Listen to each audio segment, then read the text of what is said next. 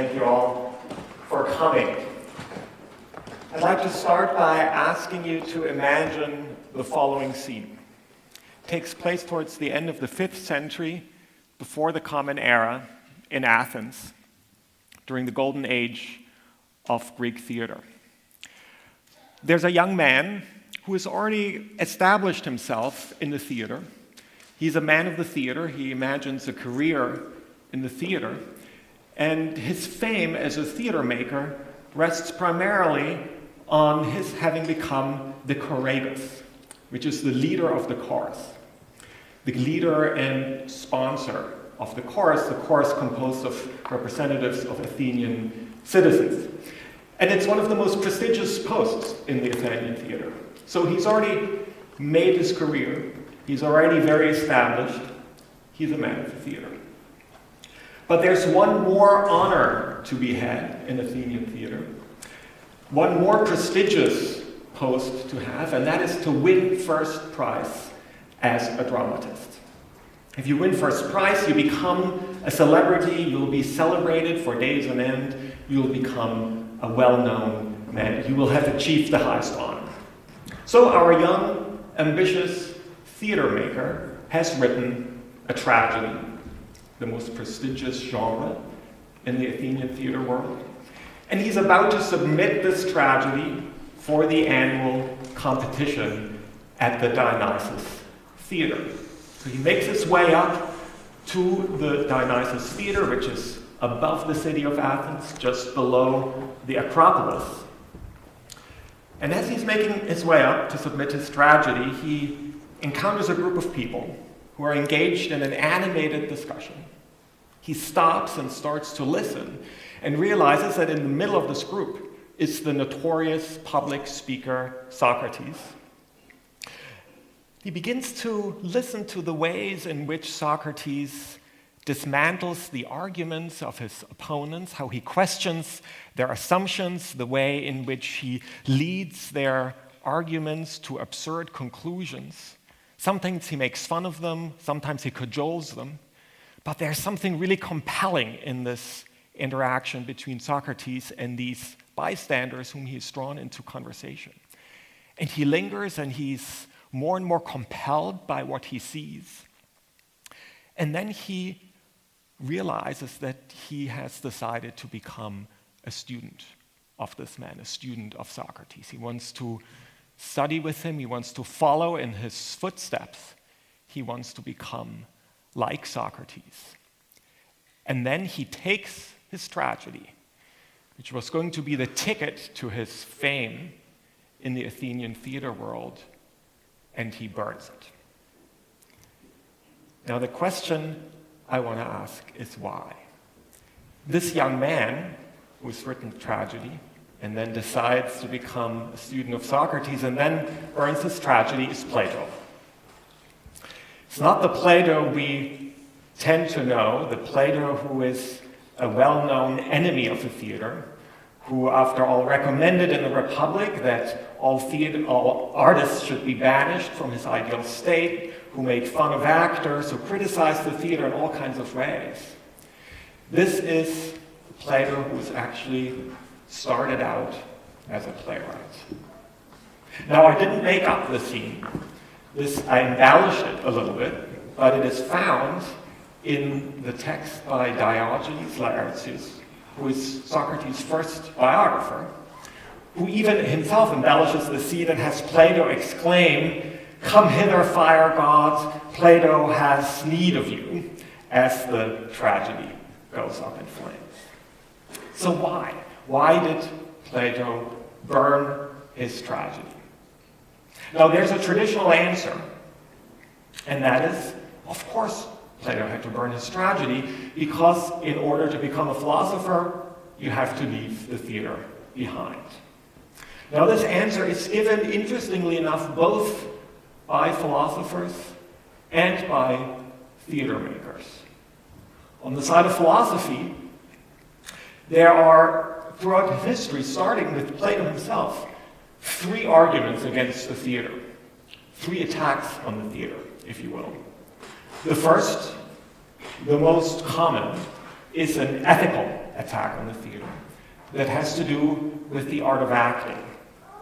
If you want to build a political order, if you want to have any kind of order, you have to know where people stand, who they are, what is what.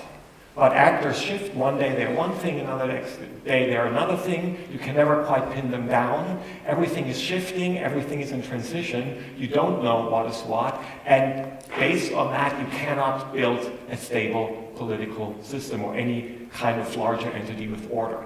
And this is why actors are bad, why they are problematic, why they are shifty, why the art of acting is suspicious, and why it has to be attacked and stopped. The French philosopher Jean-Jacques Rousseau is an example of this kind of ethical critique of the theater, based on the act of acting and everything associated with that. So it's one critique. One reason, if you will, why Plato, if he wants to become a philosopher, has to burn his strategy. The second critique is somewhat rarer. It's an aesthetic critique. It has to do with the arts. This critique comes not from people who hate the arts in general, but people, especially it was particularly strong in modernism, by people who were enthusiasts of painting, but who thought that painting needed to be pure painting. Clement Greenberg, the American critic, was a good example of this, that painting needed to grapple with the flatness of the canvas, as he said. He was thinking of Cubism, for example, and that painting shouldn't be mixed with other arts. The same for music. The real music, modern music, had to be absolute music, and that meant it had to grapple with the pure space of sound and not get mixed up with the other arts.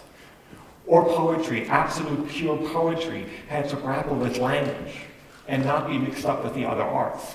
The problem with the theater, according to these theorists, is that it brings all the different arts together. It creates a muddle, a mixture that screws up everything that's great about painting, about poetry, about painting. And this is why the theater has to be banished from the arts. Interestingly for us, and here's the first time that I'm weaving Nietzsche into this argument, that one of these aesthetic critics of the theater was actually Nietzsche. We heard yesterday that, of course, and we've heard throughout these 2 days, that Nietzsche in many ways is a great ally in bringing theater and philosophy together, and there are many good reasons for that. The artist philosophy. But Nietzsche also had quite nasty things to say about the theater, in particular when he turned against his former friend, Richard Wagner. Now, he accused Wagner of many things, including that with Parsifal, Wagner was becoming Christian, and if there's anything that's really terrible in Nietzsche's idea, it's if you become a Christian. So he accused Nietzsche of that. But he also in particular accused Wagner of being a man of the theater. When he criticized Wagner, he said that Wagner was trying to theatricalize music and the other arts. And the worst thing he could imagine saying about Wagner, whom at this point he hated, was that Wagner was giving rise to what Nietzsche called a theatrocracy. It's a Greek coinage that means the rule of the theater over the arts. Precisely because the theater was mixing all the arts together. And that terrible thing that Wagner did with his total work of art, with his ambition to bring all the different artworks together, that he was creating a kind of theatrical muddle that in Nietzsche's view at that point needed to be avoided.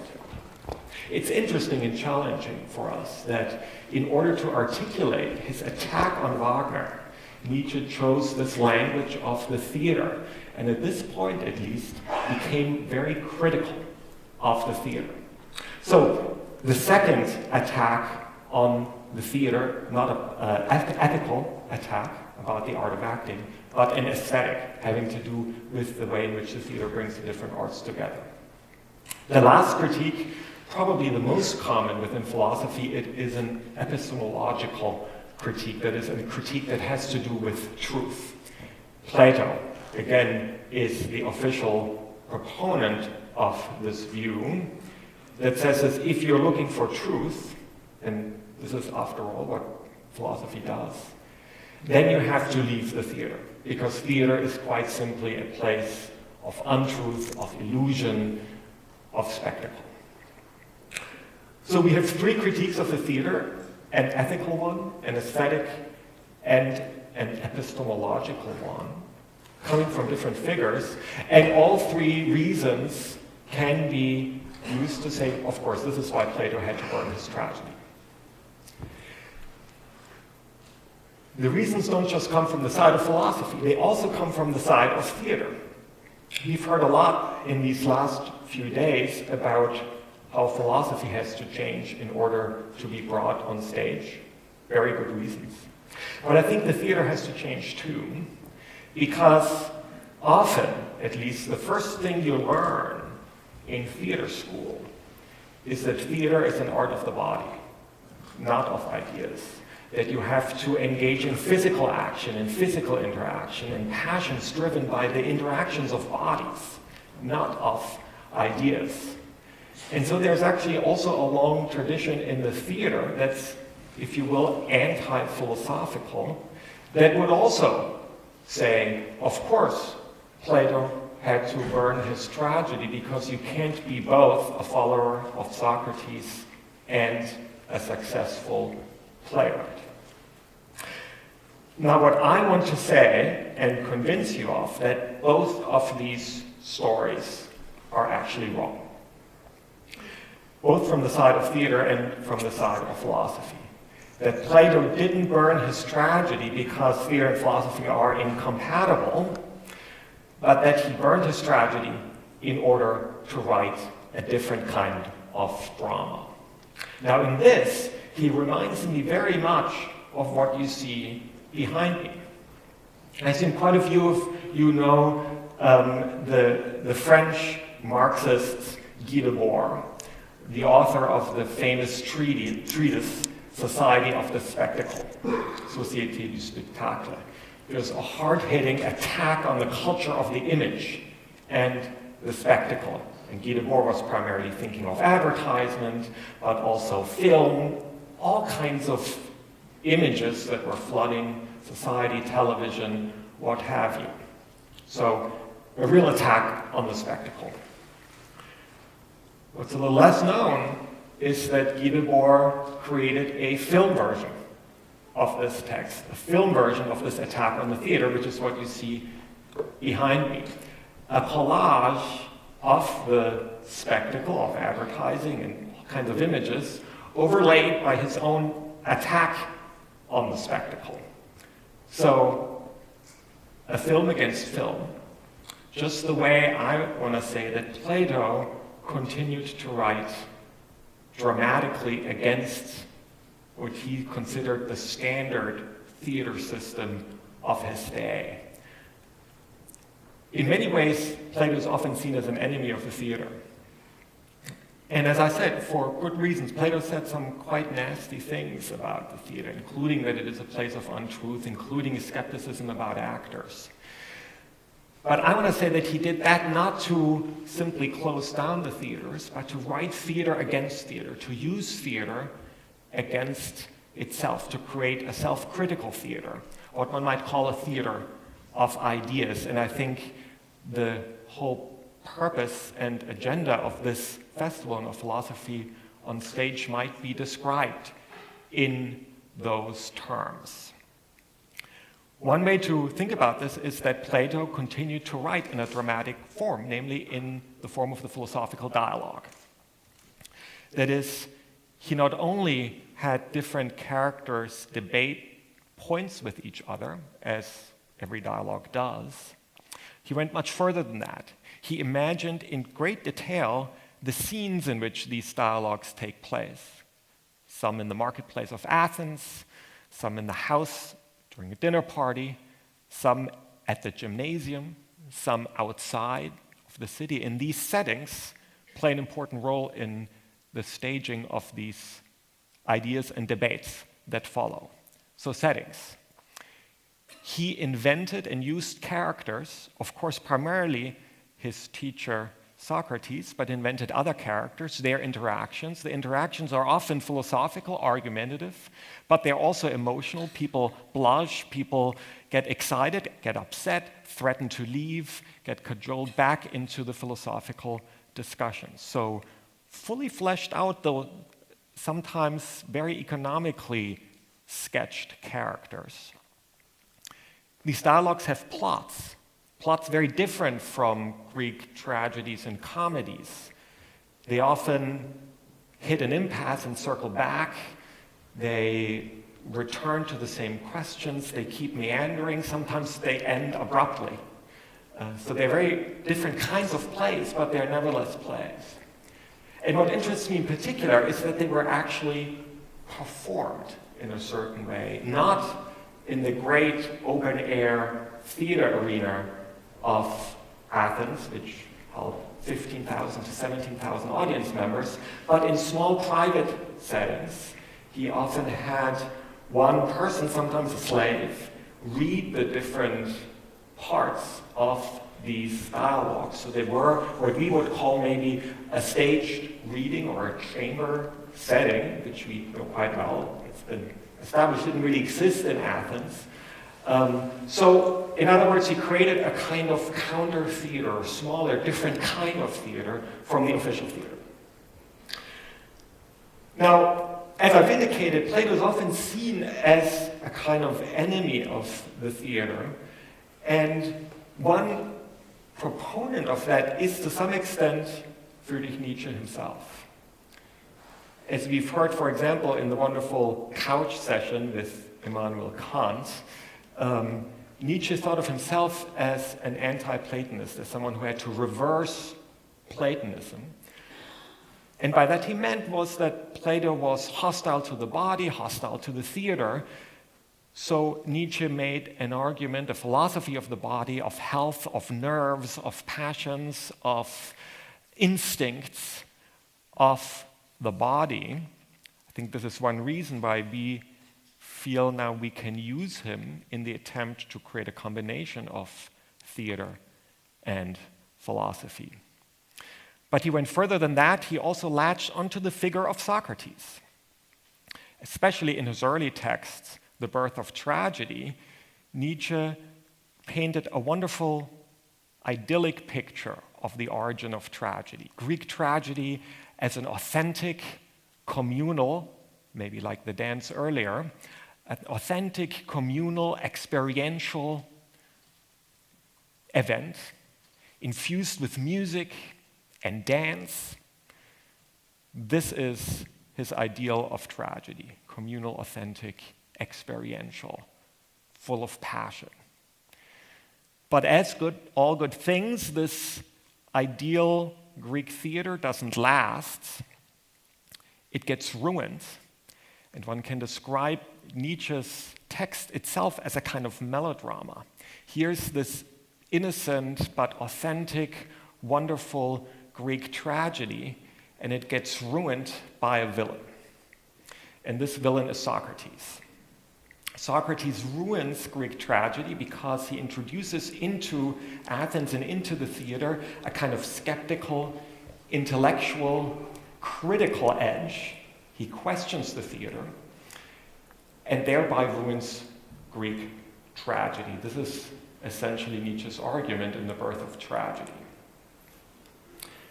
But there's a problem for Nietzsche, and that is that Nietzsche, isn't doing communal, authentic, experiential, music-based Greek tragedy either. Nietzsche, as a philosopher, even though an unusual kind of philosopher, is in fact following the footsteps of Socrates and Plato and the philosophical tradition. He might be critical of the position, but he's still a philosopher, maybe an artist philosopher, but a philosopher. So how should he relate to this idyllic Greek authentic communal tragedy if he as a philosopher can't do anything about it, is completely removed from it, helpless, if you will? He starts to look back at his own melodrama of the villain Socrates ruining innocent tragedy, and he starts to imagine a different kind of Socrates. Different kind of Socrates who he calls a music-making Socrates, musiktreibender Socrates. And this becomes the figure with whom he strangely identifies. He, Nietzsche, is sort of like a music-making Socrates. Where does he find this music-making Socrates? He finds him in the beginning of one of Plato's dialogues, the Phaedon, which is one of the dialogues that revolve around the death of Socrates. The beginning of the dialogue, Socrates reports to his friends that he had a dream and that he's been instructed by this dream to start making music. He uses the Greek word musike, which is in fact much more general than just what we call making music.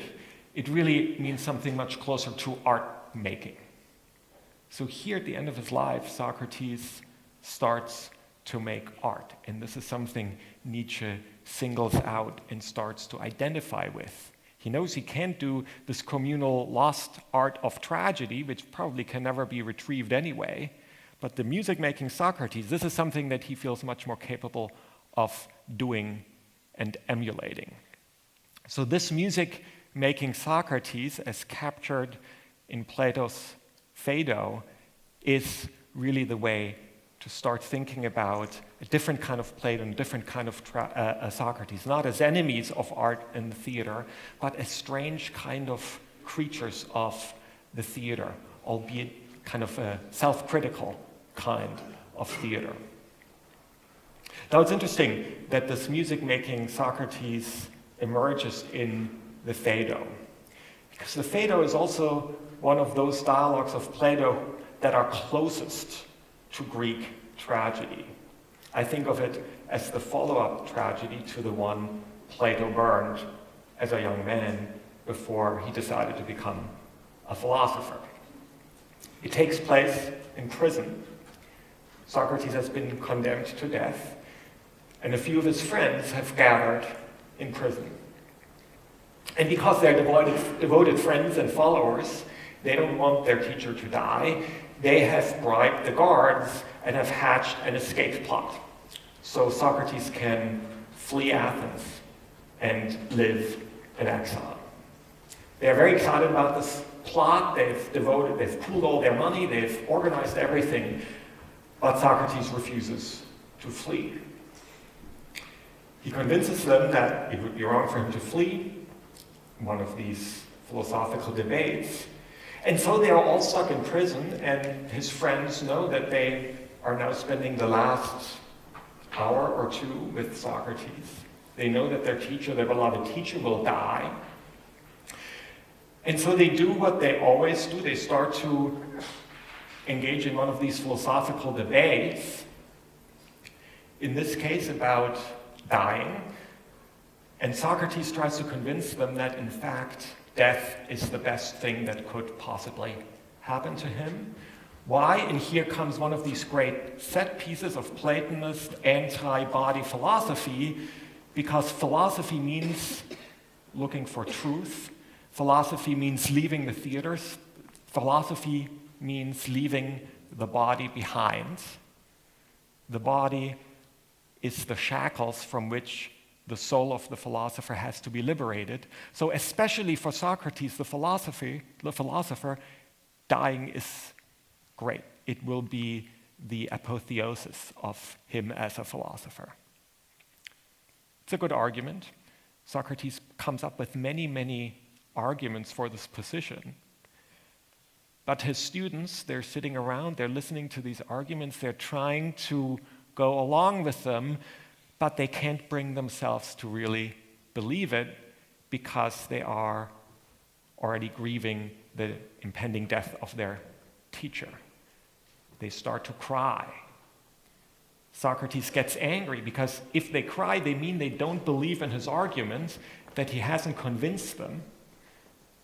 And here they are at an impasse, and the prison guard comes and brings the poison, and Socrates is still talking to his students, and he drinks it, and he continues to talk, and then his limbs get paralyzed, and he has to sit down, but he still talks, and he has to lie down because he can't move his arms anymore either.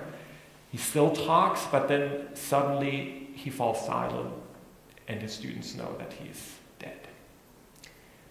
It's one of the great tragedies written by Plato about his teacher whose death hangs over the entire oeuvre, the entire Platonic oeuvre, because he is in these plays reviving his dead teacher, making him rise from the grave, engage in philosophy, and be somehow present.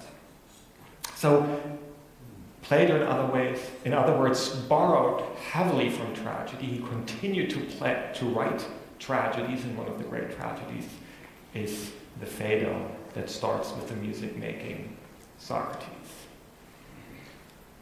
At the same time, if you know the theater system of Athens, you know there are several reasons why dialogues like the Phaedo can't quite be regular kinds of tragedy. For the first reason is that all Greek tragedies, with one exception, take place in the distant past. They don't take place in present-day Athens. They take place in the world of mythology, not in the theater world, the world of the city, which these citizens experience. Socrates himself is not an appropriate protagonist of tragedy because he is middle class. His mother is a midwife, his father is a sculptor. All Greek heroes are kings and rulers. So there's really a problem with this kind of Socrates-based tragedy. So in fact, there's another genre of Greek theater that's much closer to what Plato is writing, and that's in fact comedy. Comedy takes place in present-day Athens. Comedy allows for non-ideal middle-class figures to emerge. Comedy is the genre that often is interested in the body, the way people dress and talk, and this is what's all over Plato's dialogues, how Socrates, when he sleeps and how he sleeps, that he's often unwashed, that his foibles, his tics, all of this everyday life is part of Greek comedy. So in fact, one of the things that Plato does in creating kind of tragedies that borrow from comedy is creating mixtures of tragedy and comedy. And one of the first people to recognize that, to get an inkling of that, was in fact Nietzsche. So even though, from one perspective, Nietzsche was very critical of Plato, and as I said, and as we've heard many times over these last 2 days, pitched his whole philosophy against Plato, or maybe one should say Platonism, namely the hatred of the body and so on and so forth.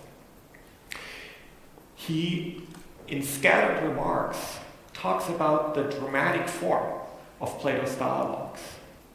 Now, he doesn't like that dramatic form very much. He thinks it's sometimes long-winded. He even calls it boring. And I think there's a lot of truth to that. Some of Plato's dialogues are much too long, Nietzsche says. He criticizes the character of Socrates, the main protagonist. But what's interesting to me in these remarks is not so much that Nietzsche is critical of Plato, but that he reads him as a kind of dramatist, as a literary philosopher. And he criticizes his pacing, his construction of character. So he criticizes him not merely or not primarily as a Platonist, but he criticizes him as a writer. He criticizes the way he constructs his plays. He criticizes him, if you will, as a fellow playwright. Nietzsche himself tried to do better. Even though most of the texts we have of him today are not plays, Nietzsche, in fact, tried to write philosophical plays several times in his life. Started with a play, a fragment, based on the philosopher Empedocles. And even Thus Spake Zarathustra, his sort of, I guess, most well-known literary work, was originally conceived as a play. He later decided to change that form, and it's very dialogic.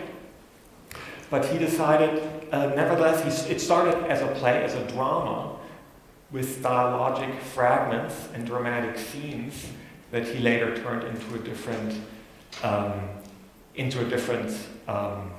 kind of text that's literary but no longer overtly dramatic. What interests me here is that while being critical of Plato, of Platonism, Nietzsche was very interested in Plato as a playwright and was inspired by that. So there's a different kind of Plato here I want to present, a Plato who burned his tragedy not because you can't be both a playwright and a philosopher, but who burned his tragedy because he realized that a traditional Greek tragedy was not the right form for him to choose, who developed painstakingly a different style of dramatic writing, which one could call the drama of ideas, a drama of ideas, what Plato himself calls philosophy. And Plato was one of the first people to give this term, relatively new term, philosophy, a specific meaning. So at the origin of philosophy, if you will, we have here a kind of strange use of drama that turns drama against the theater system of Athens, but not as an enemy of the theater, but as a kind of critic, if you will. He's trying to dislodge theater, to change every component of the theater. He's critical of many of the spectacular aspects of the theater, just as Guy Debord is critical of the spectacular aspects of film, but that doesn't mean that he didn't use film, just as it means that Plato didn't use the theater. Now, I think we are at an interesting moment here in our own thinking about philosophy on stage.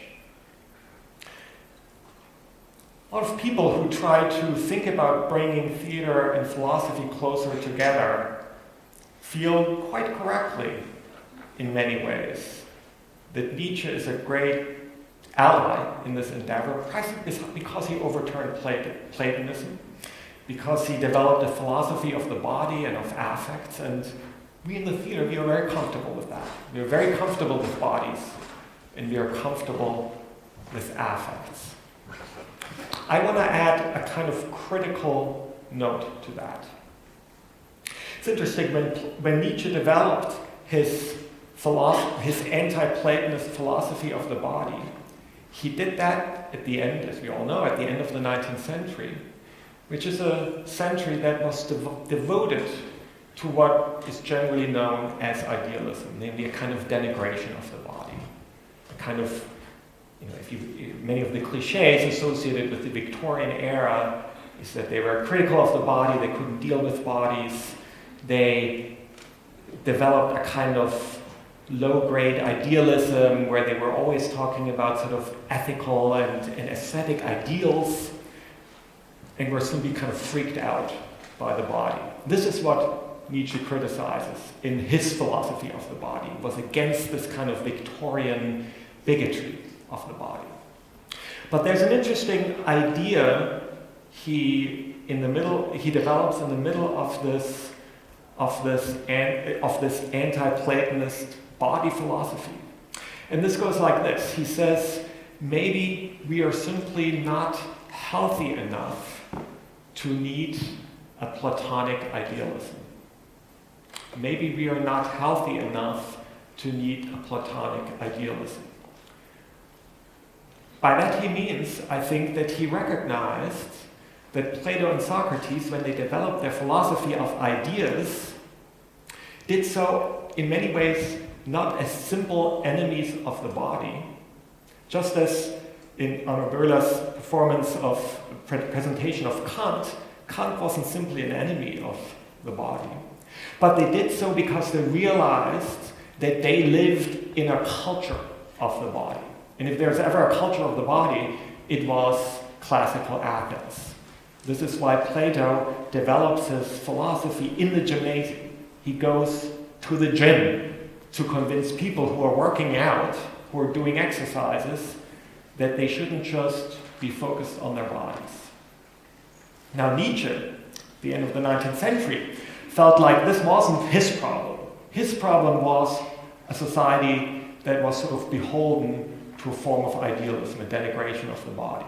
So Nietzsche, to counter that, developed his philosophy of the body. But he realized, and Nietzsche, as we all know, thought a lot about the future.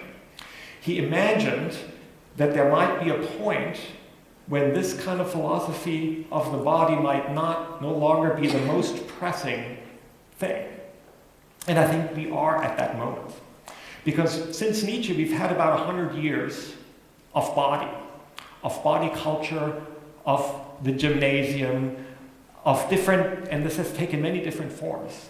We don't live in a society dominated by idealism. I would say we live in a society dominated by a kind of body philosophy. And I think Nietzsche anticipated that, and this is what he means, that maybe we are, so he uses the word health, which is an odd way in which he talks about the body. But basically what Nietzsche, the way I would translate this sentence, maybe we moderns aren't healthy enough to need Platonic idealism. By that he means that there might be a time when we have returned to a kind of Greek obsession with bodies and with health, and that's when we will need a Platonic idealism.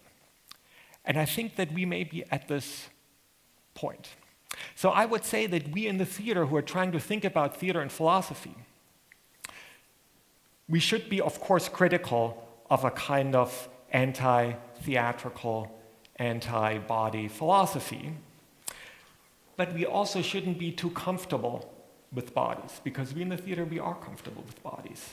I think we need a little bit of a kind of Platonic provocation that changes the theater, that changes every component of the theater, turns it around, the way Guy Debord tried to turn around the image.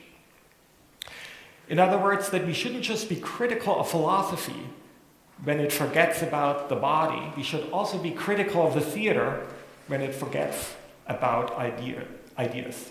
And I think Plato is actually, despite all the nasty things, or because of the nasty things he says about the theater, a great ally in this endeavor.